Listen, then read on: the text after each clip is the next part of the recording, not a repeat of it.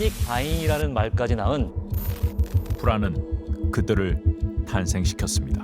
영혼까지 끌어모아서 대출을 받는다는 그들은 왜 아파트에 모든 걸 쏟아붓는 건지. 치솟는 집값은 그들을 깨웠습니다. 부동산에서 전화가 올 때마다 부부는 초조해집니다.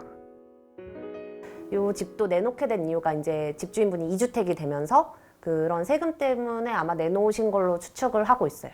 저희가 내년 1월 중순까지가 계약 기간인데 그분들도 이제 급히고 하는 건지는 잘 모르겠는데 뭐 2-3달 안에 나가줄 수 있냐? 저희는 아직 알아볼 계획이 없었는데 이렇게 되면은 이제 슬슬 알아봐야 되나? 새 아파트를 향한 열망은 더 치열해졌고 최근 서울의 한 아파트는 역대 최고 청약 경쟁률을 기록했습니다.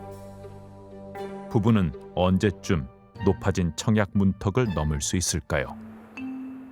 지훈 씨는 결혼한 지 반년 만에 전셋집을 내놓았습니다. 4년 뒤에 제가 생각했던 그 계획되는 금액이 3억 4천만 원인데 저희가 원하는 곳에는 못 갈 것 같다라는 이제 결론에 도달을 했습니다. 맞벌이로 차곡차곡 모은 월급에 지금 살고 있는 집의 전세 보증금을 더하면 4년 후엔 내 집을 살 수 있을 거라 믿었습니다. 하지만 현실은 부부의 계획과 달랐습니다. 지금 서울 같은 경우는 뭐 청약 점수가 60점 이상은 돼야지 안정권이고 자녀를 2명 이상 낳지 않는 이상은 답이 안 나오더라고요. 결국은 청약은 포기하시는 건가요? 네, 청약은 이제 포기를 했고요. 보금자리론 같은 경우는 일단 6억 이상짜리 집은 대출이 이제 불가능하고요.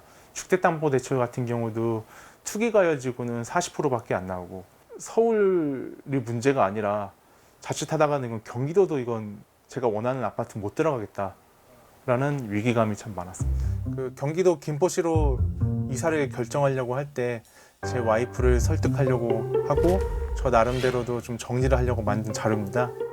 청약도 서울에서의 삶도 포기하고 김포의 한 신축 아파트를 구매하기로 한 겁니다. 처음에 와이프가 좀 걱정을 했고 저도 이제 마찬가지입니다. 그 와이프가 김포에서 이제 선릉까지 가려면은 출퇴근으로 거의 한 3시간 이상 이제 소요가 되는데 우리가 원하는 아파트는 좀 더 늦으면 살 수가 없겠다라는 이제 판단이 와이프도 이제 서게 됐고요. 출퇴근이 자기가 정 힘들면은 자기가 그만두고 근처 마트에서 캐셔라도 하겠다. 여기에 영끌도 감행해야만 했습니다. 약 100만 원 초반대를 이제 30년간 납부하는 방법으로 대출을 이제 받았습니다. 실제로 최근 2년간의 주택담보대출액을 살펴보면 30대가 가장 큰 비중을 차지합니다. 기쁜 마음도 있으면서 한편으로는 이제 김포를 가면서 다시 서울로 와야 되는데 올 수가 있을까? 그렇기 때문에 좀 머리가 아픈 것 같아요. 마냥 이 상황을 즐길 수 없다는 현실. 언뜻 보기엔 평범한 택배기사 같지만 2개 이상 일을 한다고 해 엔잡러라고 불리는 진성 씨. 그의 24시간은 남들보다 숨가쁘게 지나갑니다. 택배할 때는 시간 빨리 가라. 끝에 빨리 보였으면 좋겠다. 탑 안이 보였으면 좋겠다. 택배로 꽉 차 있으니까 안이 안 보이잖아요. 빨리 저 벽이 보이고 싶다. 마지막 택배를 전달하고 나서야 비로소 찾아오는 꿀 같은 휴식. 우선은 많이 벌어야겠다라는 생각을 했어요. 정직원이 되면은 매달 월급만 받아야 되잖아요. 근데 택배도 제가 하는 만큼 버는 거고 배달 대행도 제가 배달을 하는 만큼 버는 거라. 친구들과 노는 것도 포기하고 잠자는 시간까지 줄여가면서 돈을 모으는 데는 다 이유가 있습니다. 제 목표가 집을 갖는 것도 있었고요. 불이 막 20층, 30층까지 켜 있으면 멋있잖아요. 그 마지막 갔던 이 아파트 보면은 진짜 뭐 끝까지 막 불 켜 있거든요. 지금 가격은 다 찾아봤어요. 여기 내가 갈 수 있을까 하는데 너무 비싸죠. 우선 돈이 있어야 뭘 하죠. 돈도 없는데 그런 꿈꾸는 것보다 돈부터 모으고 그런 생각하자. 청춘들의 버거운 고민을 유독 공감하는 사람이 있습니다. 저는 반지하 새방을 살고 있었으니까 높은 곳에서 서울 시내 내려다보면 골짜기마다 어떻게 저렇게 집이 많나, 그게 제일 많이 놀랐고, 두 번째는 당연하게 이 많은 집 중에 마음 편하게 이렇게 다리 쭉 뻗고 잘 수 있는 집 하나 없구나. 이 때문에 너무 서글펐어요. 최근에 제가 만난 밀레니얼 세대들이 조금 보면 안 됐다 싶은 생각이 좀 들 때가 있는 게, 질문이 너무 어두워요. 저희 때는 가진 건 없어도 괜한 희망이라도 있었던 세대와 희망을 가질 권리조차 박탈당한 것 같은 그런 암울한 세대의 차이. 어렴풋한 희망을 붙잡고 묵묵히 스노우볼을 굴렸던 홍춘욱 박사는 역사는 반복돼 왔습니다. 경제 위기는 과거에도 있었고 두려움과 공포를 느꼈던 마음은 지금과 크게 다르지 않았습니다.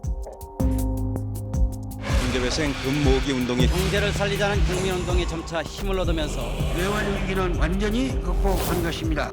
하지만 폭락장에서도 누군가는 반등의 기회를 잡았고 위기 속에서 늘 새로운 부자가 탄생했습니다. 들어오시죠. 여기입니다. 제 반지 앞방. 머리 조심하시고. 여기서 신발 벗으셔야 돼요. 최근 반지하로 이사를 왔습니다. 여기가 저희 집입니다. 아담한 사이즈에 햇빛 한 줄기 닿지 않는 곳이지만 종환 씨는 이곳에서 살기로 마음먹었습니다. 빌라 하나가 있긴 한데 이제 그거는 따로 세입자를 들여서 이제 세를 주고 있고, 여기는 이제 따로 제가 또 세를 들고서 살고 있는, 그러면서 이제 몸택하고 있는 거죠. 이제 미국에다가 투자하고 있는 어떤 주식은 10,000원 갖고 6,000원을 벌어요. 근데 제가 10,000원 갖고 6,000원을 못 벌 바에는 이 회사에다 투자하고 있는 게 오히려 더 낫지 않겠나 하는 거죠. 자, 한 270, 80을 받아서 200만 원 썼다고 생각할 수 있죠. 근데 지금은 이제 월급 좀 올라서 300만 원 해서 한 250은 투자한다고 생각해요. 야, 너 그렇게까지 해서 돈을 벌어야겠냐라고 얘기하는데, 사실 남은 그렇게 신경 쓸 필요가 없다고 생각하거든요. 젊어서 이렇게 하는 건데 뭐. 모두가 금에 투자하는 지금 은을 찾는 이 청년. 지금 은 투자한 건 1년 정도 됐어요. 금 가격이 오를 때는 항상 은이 몇 배 이상 더 많이 올랐었거든요. 그래서 금 가격이 오르는 시기에는 은에 투자하는 게 훨씬 더 효율적이라, 그래서 은 좀 알아보고 있었어요. 실제로 최근 금 가격이 20% 상승하는 동안 은값은 60%가 넘게 올랐습니다. 코로나 이전에는 이거 하나에 한 70만 원 정도면 구입이 가능했었어요. 근데 지금 같은 경우에는 거의 120만 원 정도 되니까 거의 한 3분의 2 가격이 오른 거죠. 요즘에 특히 대학생분들, 20대, 30대 분들이 용돈을 모아가지고 뭐 1kg, 2kg, 3kg 정도씩 사는 게 유행이라 할까요? 뭐 그런 패턴으로 돌아가고 있습니다.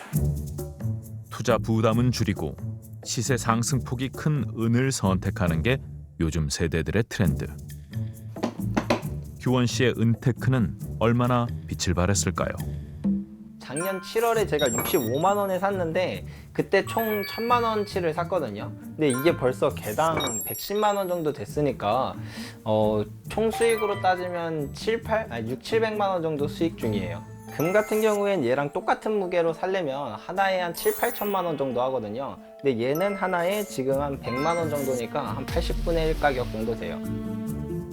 1년 전 현금 1,000만 원을 그대로 두었더라면 어땠을지. 훌쩍 오른 은의 몸값에 규원 씨는 만족해하고 있습니다. 부모님의 걱정과는 다르게 그는 투자를 시작하기 전 모든 계획을 치밀하게 세워두었다는데요. 금 가격이 어떻게 변했고 그것을 통해 앞으로 금 가격이 어떻게 변할 수 있는지를 좀 알고 싶어서 이게 1260년대부터 현재까지의 금 가격을 다 이렇게 엑셀로 만들어 봤어요. 약 800년간의 데이터를 분석한 결과랍니다. 금 같은 경우에는 이제 고점에서 머무는 기간이 한 1년 정도는 되거든요. 적당한 가격에 팔 수 있는데 은은 올라갔다가 최고점에서 길어야 한 달, 짧으면 일주일밖에 안 있기 때문에 자기가 미리 언제 팔아야겠다라는 걸 공부하고 미리 계획을 짜놔야죠. 가격이 오, 함 사장 잘 지냈어? 오랜만이야. 오는데 괜찮았어? 덥지? 37 동갑내기 두 친구가 오랜만에 만났습니다. 요즘 어떠냐? 요즘 뭐 그냥 그렇지. 네 장사는 되잖아 여기. 좋겠다 요즘. 코로나. 절대 게으른 친구가 아니거든요. 근데 짝 하나만 딱 부족한 게 있어요. 마음에 안 드는 거. 주식하는 거. 솔직히 사람이 100만 원만 잃어도 진짜 속이 상하고 스트레스를 받는데 그렇게 큰 돈을 잃으면서도 계속 웃고 있더라고요. 그래갖고 정신이 나갔나 이 생각도 했어요. 진짜로. 또 연락도 하고 괜찮냐 해도 뭐 자기는 무조건 괜찮다고 얘기를 하죠. 내색을 안 하니까. 불과 몇 달 전이거든요. 제가 1월 달부터 이제 투자했던 돈이 8천만 원을 그때 투자했더라고요. 1월 달에 8천만 원 투자해가지고 이제 코로나 때문에 폭락장이 왔거든요. 폭락장 와가지고 그때 5천만 원이 됐습니다. 근데 그 내려갔을 때 레버리지라는 걸 또 투자했어요. 레버리지라는 걸 투자해가지고 그게 또 1억 2천만 원이 됐습니다. 그게 1억 2천만 원. 굉장한 수익이죠. 그 기쁨도 며칠 가지 못했어요. 이제 4월 달부터 투자했던 게 그때부터 연달아 계속 내려가면서 지금은 그 고점 대비 1억 2천만 원 대비 8천만 원이 내려온 상황입니다. 위험이 없으면 이익도 없다지만 이렇게까지 손해를 볼 줄은 몰랐습니다. 주식이 말이 좋아 투자지 이제 주식 투자가 도박으로 바뀌는 그 순간이 크게 한번 잃을 때예요. 처음에 10% 오르고 10% 떨어지고 이런 거는 여의치 않습니다. 근데 갑자기 어떤 한 종목에서 특별한 불가피한 상황으로 그렇게 한 30%가 확 떨어져 버리면 그 다음 종목 매수는 가치 투자를 하기 힘듭니다. 그 다음 종목부터는 뭔가 자극적인 거, 뭔가 크게 오를 수 있는 거, 이것만 계속 본전을 찾기 위한 수단이 그거밖에 없거든요. 근데 끊을 수가 없는 게 또 여기에 또 기회가 있다는 또 생각이 또 들 수밖에 없어요. 투자 활동을 하시려면 충분한 준비를 많이 하시고 다음에 또 다시 자기가 일어설 수 있는 그 정도의 대비는 하셔야 됩니다. 그리고 혹시 투자를 지금 망설이시는 분들은 투자를 하지 마십시오. 누구나 집을 갖고 싶어 하지만 집을 쉽게 살 수 있었던 시절은 없었습니다. 위기의 뒷면에는 항상 기회가 있었습니다. 혹시 지금이 마지막은 아닐까 초조해야 할 필요도 없습니다. 오는 기회가 놓친 다음에 와 그때가 천금 같은 기회였어 하고 후회하실 수 있어요. 그러나 버스 또 와요. 이번 버스를 놓치면 막 차 안에 다음날 또 오잖아요. 죽냐고요. 그렇지 않습니다. 특히 2030 밀레니얼 세대는 장점이 있잖아요. 점점 앞으로 20년에서 40년까지 투자할 수 있는데 아니 더 할 수도 있겠죠. 우리 모두에겐 인생의 그래프가 있습니다. 누군가는 뜻밖의 하향 곡선에 좌절을 맛보기도 하고 또 누군가는 다가올 상승을 준비하며 바닥을 다지고 있습니다. 집값도 주식도 등락이 있듯 우리의 인생도 굴곡을 겪으며 앞으로 나아갑니다.